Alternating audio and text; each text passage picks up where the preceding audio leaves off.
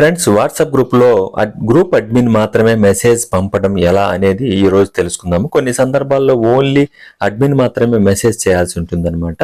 అది ఏ విధంగా తెలుసుకుందాం. ముందుగా మీరు వాట్సాప్లోకి వెళ్ళిపోండి. మీరు ఏ గ్రూప్కి అయితే ఓన్లీ గ్రూప్ అడ్మిన్ మాత్రమే చాట్ చేయాలని అనుకుంటున్నారో లేదా మెసేజ్ పంపాలనుకుంటున్నారో ఆ గ్రూప్కి మీరు వెళ్ళండి.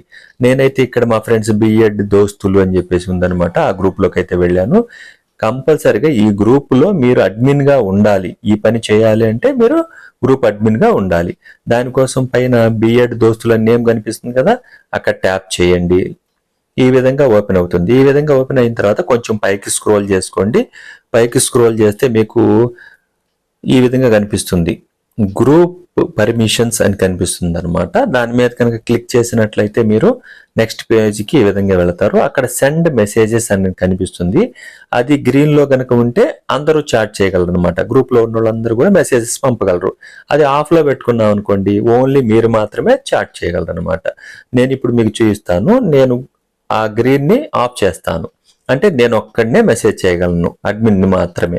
ఈ బ్యాక్ వెళ్ళేసి మీరు చూడొచ్చు. ఇక్కడ చూడండి, ఒక మెసేజ్ అయితే మీకు కనిపిస్తుంది. ఆ గ్రూప్లో ఏమనుంది, ఓన్లీ గ్రూప్ అడ్మిన్ మాత్రమే చాట్ చేయగలరని ఉంది.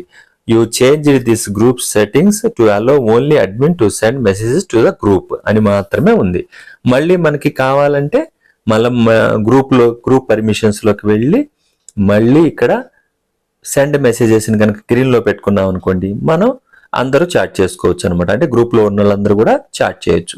ఈ విధంగా అప్పుడప్పుడు అవసరమైనప్పుడు మనం చేస్తూ ఉంటాం అనమాట. ఎవరైతే గ్రూప్ అడ్మిన్ ఉన్నారో వాళ్ళు చేస్తూ ఉంటారు.